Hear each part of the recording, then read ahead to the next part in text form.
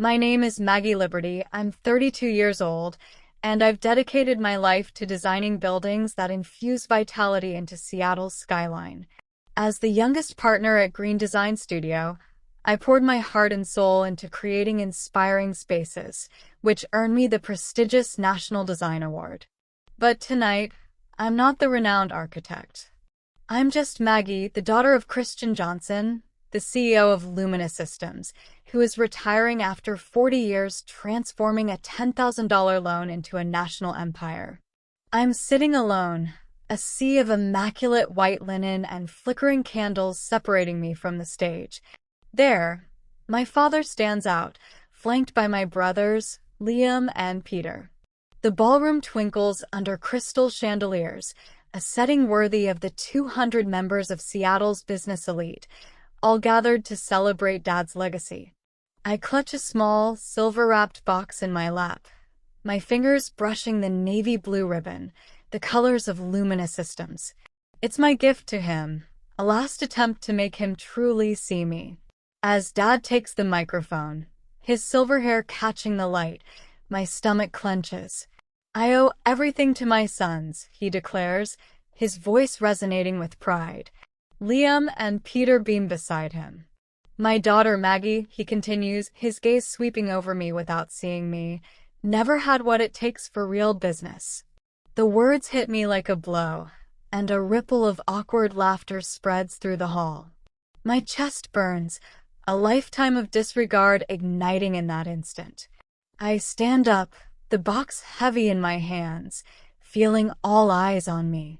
Something inside me breaks, not in defeat, but in defiance.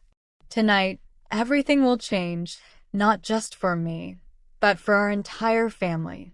I spent years proving myself, from being valedictorian to earning a full scholarship to the architecture program, even with my father calling my work extravagant drawings. My mother, Celeste, was the one who saw my spark, sitting with me as I built cardboard model cities and dreams.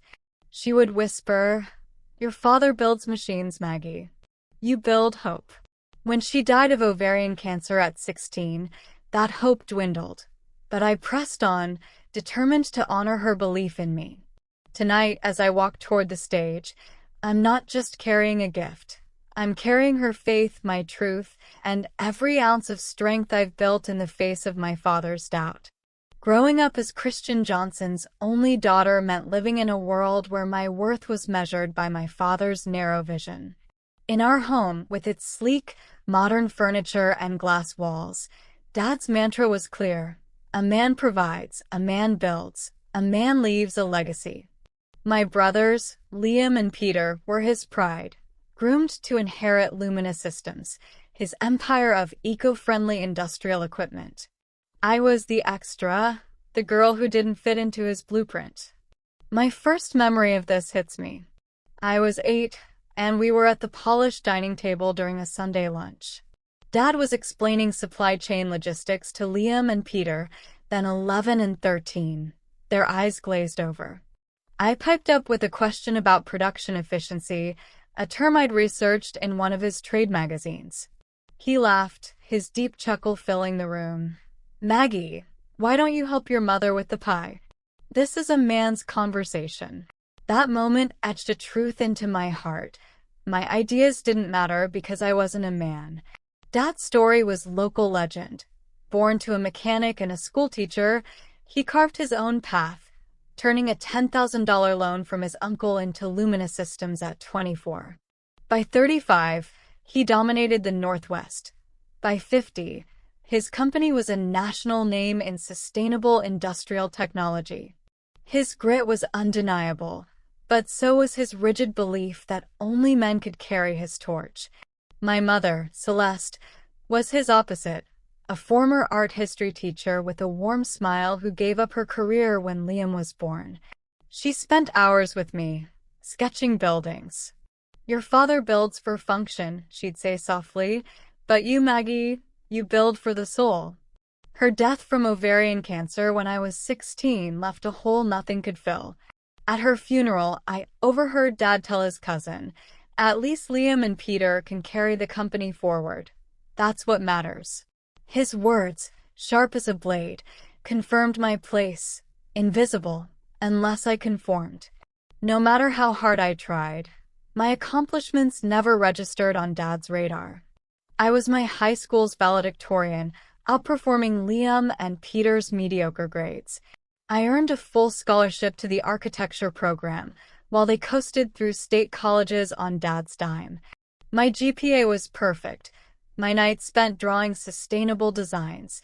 None of it meant a thing to him. Architecture is just fancy drawing, he'd say when I showed him my acceptance letter. No, Johnson was ever an artist. 3 moments stand out, each a reminder of my place in his world. At 12, my science fair project on eco-friendly building materials won state honors. Mom was there, her eyes shining as I accepted my medal. But Dad was at Peter's soccer game, cheering for a kid who barely got off the bench. After Mom's death, I overheard his comment at the funeral about my brothers continuing his legacy, as if I didn't exist. And at my architecture school graduation, where I gave the valedictorian speech, he showed up 20 minutes late and left early for Liam's urgent lunch with a minor client. Each time, I swallowed the hurt, channeling it into my work. After graduation, I turned down a token job at Lumina Systems. Instead, I joined Lyrium Design Studio, a Seattle firm known for sustainable urban projects. Dad scoffed, "You'll be begging for a real job in a year." 8 years later, I was the youngest partner ever. My Harborview Plaza, a vibrant blend of affordable housing, green spaces, and solar technology, won the National Design Award, architecture's equivalent of the Oscars. My salary surpassed both my brothers, though I never said so. Dad's reaction remained the same. "Good job," he'd mumble about my partnership, or "nice buildings" when I showed him my designs. To him, my career was a hobby, not a legacy. But as the retirement gala approached, I felt a flicker of hope. Maybe, just maybe, he would finally see me. The invitation to Dad's retirement gala arrived in a thick cream envelope, gold lettering announcing Christian Johnson's farewell as CEO of Lumina Systems. The event was 3 weeks away, black tie optional. I stared at it over coffee in my condo, the Seattle skyline stretching beyond my window. My boyfriend Brian watched me, his psychologist's instincts picking up on my discomfort. "Are you going?" he asked. I sighed, the knot in my stomach tightening. I said, though I wasn't sure why. Over lunch, my best friend Marina didn't mince words. "He's going to make it all about Liam and Peter," she warned. She'd witnessed too many Johnson family dinners over our 15 years of friendship to expect otherwise. "Be ready for Christian to be Christian." I shrugged, clinging to a naive hope.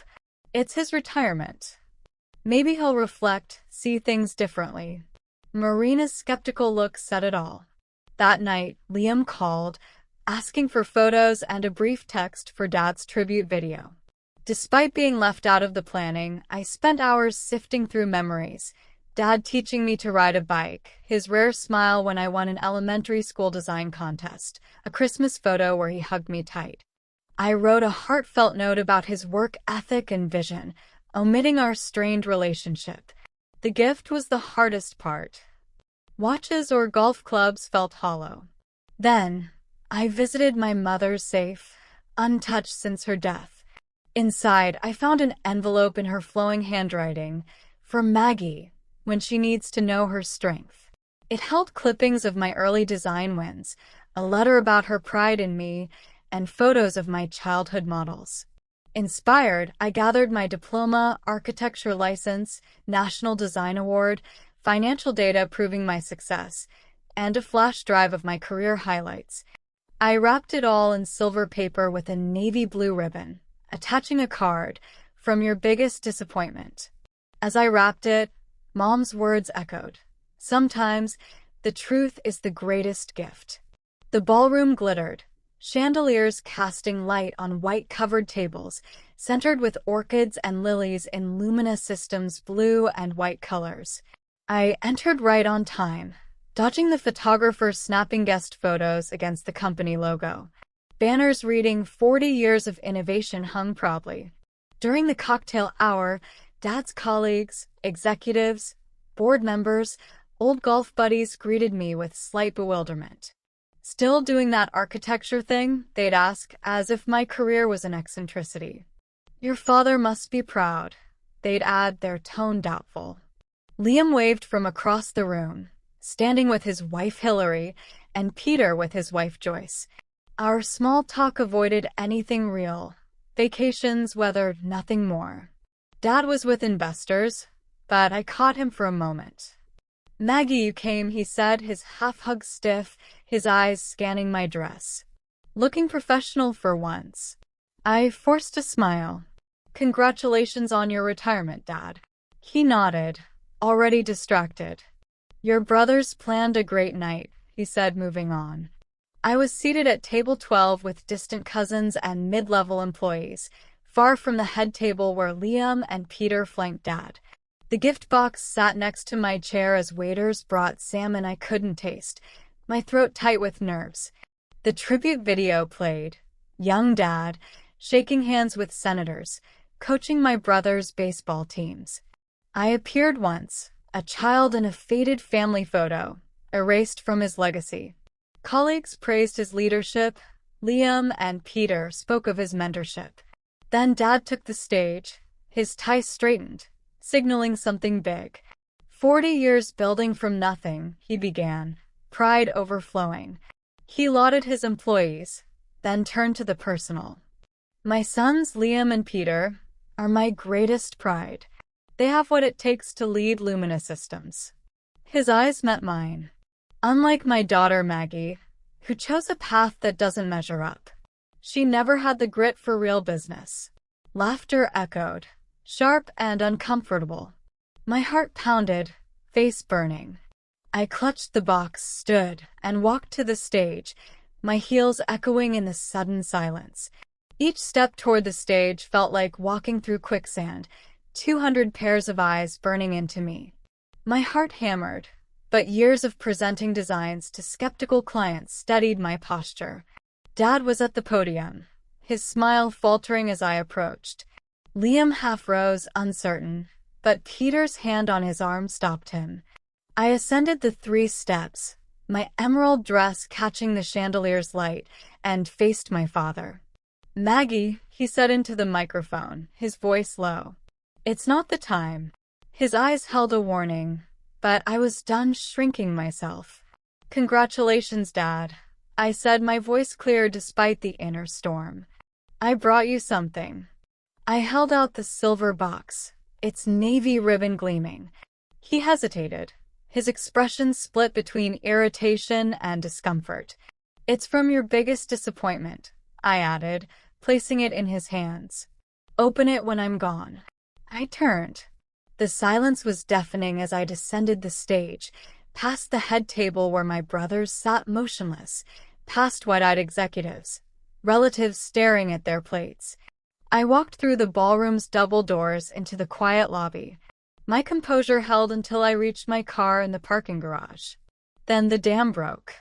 Tears streamed down my face, years of being invisible to the man who should have believed in me most. I gripped the steering wheel, sobs racking me. The weight of the box was gone, but its impact was heavy. Had I just burned every bridge with my family, or had I finally built one to my own truth? I drove 3 blocks before pulling over, my vision blurred by tears. The pain I'd buried for years, every slight, every not enough, hit me like a wave. My phone buzzed with texts, Liam asking what was in the box. "Peter, are you okay?" And Dad, shaken. I silenced it, too raw to reply, and drove to my condo. Brian was waiting, his arms open as I stumbled in, mascara streaking my face. "Was it that bad?" he asked, pulling me close. I nodded, pouring out the story, Dad's speech, his cruel words, my march to the stage. "The box had everything," I said, my voice thick. My diploma, my license, my National Design Award, financial data showing I earn more than Liam and Peter, Mom's letter about my strength, a flash drive of my projects, everything. I wiped my eyes. I labeled it "from your biggest disappointment," because that's what he called me behind my back. Brian hugged me tighter. "What do you expect him to do with it?" he asked. I looked out at the city lights beyond my window. "I don't know," I admitted. "Maybe he'll see me for the first time. Maybe it won't matter." But deep down it did. I'd spent my life seeking his approval, every project a plea for him to notice me. Now, I felt empty, like I'd poured everything into that box and had nothing left. Yet, there was a spark of freedom, too. I had stood up, not just for myself, but for Mom's belief in me, for every time I'd been told I wasn't enough. As I leaned into Brian, I wondered what Dad was doing with that box and if it could change anything. I wasn't there when Dad opened the box, but Liam told me later that it shook him deeply. As I exited the ballroom in silence, Dad remained at the podium, holding my gift. The microphone picked up his ragged breath as he untied the navy ribbon, peeling away the silver paper. Inside, he found my diploma, my architecture license, the National Design Award medal glinting under the lights. He paused at Mom's letter, her handwriting a ghost of the past, and then pulled out clippings of my projects and financial data showing my success. A flash drive labeled "What It Takes" sat atop a note. "You built with steel, I build with vision. Both require grit. I learned strength from being your daughter, even when you didn't see me. Goodbye, Dad." His face was pale, hands trembling as he read. The crowd watched, motionless, as he tried to speak. "I'll conclude the formal program here," he managed, voice thick. He gathered the items carefully, as if they might break, and sat at the head table, staring at them. Liam tried to move things along, calling for the band, but Dad was lost in my world, my buildings, my awards, Mom's words. Later, alone, he read Mom's letter, her pride in me leaping off the page. He watched the flash drive, my voice narrating the impact of my design: affordable homes, green spaces, community vibrancy. For the first time, he saw what I had built without his name. Liam said, "Dad barely spoke, just sat with the evidence of your life, confronting the daughter he had dismissed." It was the beginning of something I never expected. My father, the unshakable Christian Johnson, starting to question everything he thought he knew about you. The week after the gala, I threw myself into a project, grateful for the distraction of designing a sustainable library. Whispers followed me at Lyrium Design Studio. My confrontation with Christian Johnson was the talk of Seattle's architectural scene. Dad left 8 voicemails, but I couldn't bring myself to listen. "You should listen to him," Marina insisted over coffee, "even if it's just to move on." I shook my head. I'm not ready to hope again, only to be let down. Then Liam showed up at my office, looking like he hadn't slept. "Dad's a mess, Maggie," he said, slumping into a chair. He canceled his fishing trip, hasn't answered board calls. He's watched your flash drive video at least 20 times. I raised an eyebrow, skeptical. "He made Peter and me watch it too," he added. "Your designs, the community impact." I had no idea. His honesty caught me off guard. "I never asked," I said, and he nodded, guilty. It was easier to be Dad's favorite. He mentioned an email from Dad. Later, I found it sent at 1:15 a.m. "I'm sorry. I saw your video. I was wrong. Can we talk?" I didn't reply, booking a flight for a hotel renovation consultation. Days later, a news alert stopped me cold. Luminous Systems launched a sustainable design division, with Dad delaying retirement to lead it. Peter called, excited. "He's obsessed with green building now, quoting your video about construction's 40% carbon footprint. Keep saying, she was right all along." I hung up dizzy. Was this Dad's attempt at redemption, or just another way to control the narrative? I couldn't tell, but the ground beneath my feet was shifting. Back in Seattle, a package waited at my condo, sent from Dad's address. I left it unopened for 2 days, wary of what it might mean. Finally, I spread its contents over my dining table. Blueprints for a community center in Asheville, North Carolina, Mom's hometown, where she grew up dreaming of college. Dad's handwriting filled the margins. Notes on solar panels and community spaces. Heartfelt but amateurish. A letter was folded inside, his words raw on the page. "Maggie," he wrote, "your gift forced me to confront my failings as a father. I limited you with my antiquated views, blind to your genius. Your mother saw it. She wrote, 'You would surpass my connections with your determination.' She was right. These blueprints are my attempt to make amends, a center to honor Celeste's dream of giving back.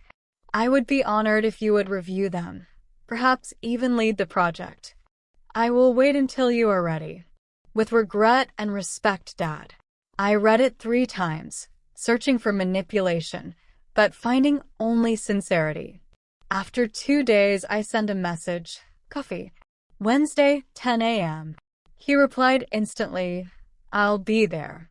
At the coffee shop, Dad looked older, his usual pride softened. "Thank you for coming," he said, hesitant. We talked about the Asheville project, his ideas rough but thoughtful. "Why Asheville?" I asked. "Your mother wanted to give back there," he said, voice choked. "I never got to when she got sick." He'd watched my flash drive 18 times, he admitted, impressed by the project's impact. "You built a better world," he said, echoing Mom. I was too focused on my empire to see it. I opened up, admitting how I'd sought his approval. He confessed Mom had chastised him for favoring my brothers, a promise he'd broken until now. I agreed to review the blueprints, nothing more. Over the weeks, our coffee meetings morphed into project collaborations. I redesigned the Celeste Johnson Community Center with green technology and open spaces. At the groundbreaking ceremony, I spoke to the crowd. This center is about foundations, physical and human. It's about second chances and seeing potential. Dad's eyes shone with pride, not possessiveness. Later, he handed me a small box. Inside was a cardboard model I'd made at 7, my dream eco-house, saved by Mom. She said, "You were ahead of your time," he said. I should have listened. As we stood on the site, I realized my gift hadn't just shown him my worth. It had changed both of us. We were building something new, not erasing the past, but laying a stronger foundation.